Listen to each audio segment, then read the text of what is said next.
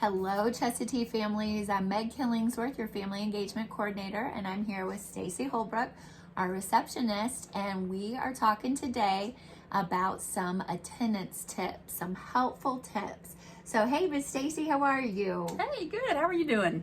Happy everybody. Friday. We're glad to be here. Let's start, for those who may not know you, by introducing yourself. Oh, well, I'm Stacy Holbrook, the receptionist at Chestatee, and this is my second year here at Chestatee, so excited to be here. Awesome. So when you come to the front office, you see Stacy first, usually. And we have had lots of questions about attendance. You know, COVID is kind of over. Things are back to normal, and so attendance is back to normal, and we thought we would share some helpful tips with you today. So first off, Stacy, I've got a little list of questions, frequently asked questions. So Okay. first one is, how many days do I have to write an excuse? 5 days. So after your child comes back to school after being out for any reason, just make sure you get that excuse in within 5 days. Perfect. So it gives you a little flexibility there. And then as far as getting an excuse, does it always have to be a doctor's note? No, we can take parent notes, either email or handwritten notes. But if you go to the doctor, it really is ideal if you could get a note from the medical provider. And I know that if I'm there, I grab one because there's a certain number of doctors or a certain number of notes from home that we can take by Georgia law. And what's that number? Right. We can take up to 10 parent notes, either handwritten or email. But yeah, after 10, in order for the absence to be considered excused, it would have to be from a medical provider. Okay, so if you go to urgent care, pediatrician, hospital, ask them for a school excuse. What's been awesome is we have figured out that a lot of times, you know, you got a lot going on at the doctor and you forget. And you can actually call the doctor's office back and just say, will you email or fax a school excuse for me to Chestatee? And we have lots of doctor's offices that have been doing that. Oh, absolutely. Yeah, either email or fax will be fine. So we're going to include the email, which is sholbrook at our Forsyth email address, and then we'll include the fax number too, just to make it easier for you. Okay.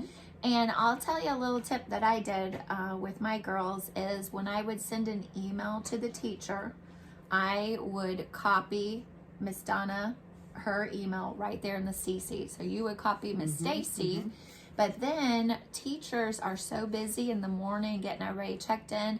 Sometimes they forget. They think, oh, Meg's letting me know that Kate won't be here, not thinking, oh, Meg's telling me she won't be here, forward this to the office. They're busy people. Right. So if you just include Stacy on there, it's a whole extra step you've taken off the teacher, which is really helpful. Right. Because really, we can't, we really don't accept remind messages. Yes, that has come up, hasn't it? So it does need to be an email form or a handwritten note, and we cannot accept the remind text that you send to the teachers. Yeah. So when you are doing the remind text, what you're doing is you're letting the teacher know the child won't be there, and that's wonderful because it helps the teacher plan, you know, for the day. Oh, I can go ahead and get started because Johnny's not going to be here today, but it can't count as an excuse because we either need it in email or note. We've got to be able to get it from our computer into a file that we keep on every student. Right. So the remind is really just to be courteous to the teacher. So we appreciate that. Okay, let's talk about our Raptor system and how great families are doing with checking in and checking out using our new Raptor system. That's a game changer, not having to do the cards. Families are doing a great job with that. Yeah. And I'm here to help anytime you need help. But yeah, you guys are doing a great job checking your kids in with the Raptor and checking the kids out with the Raptor or with Checkmate. Sorry, Checkmate, perfect. Yes, Checkmate. Perfect. We so appreciate that. I know it's alleviated so much from Miss Stacy's job, not having to file the cards and write on the cards and pull the cards. So just know that when you do come to check your child out, it will automatically in the Checkmate system go as unexcused. When you provide a doctor's note or an excuse from a medical provider, then we can update it to excused. Right. So that is just the policy for checking out.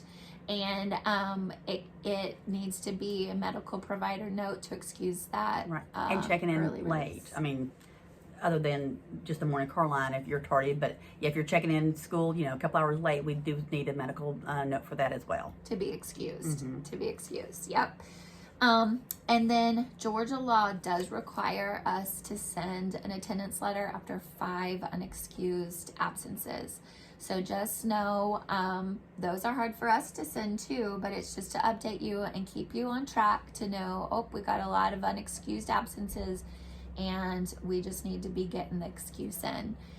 So we're required to send those different letters that go out. So just know it's just to inform you. Right. And that's Georgia law. Yep, that's it.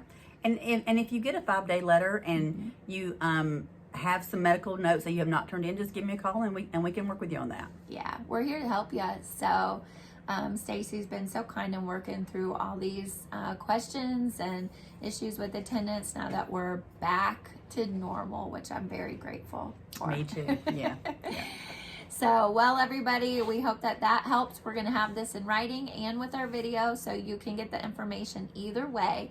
We appreciate all your support and cooperation, and we appreciate partnering with you. And just call me with any questions you have. Absolutely. Thanks, Miss Stacy. Y'all take care. Bye-bye. Bye.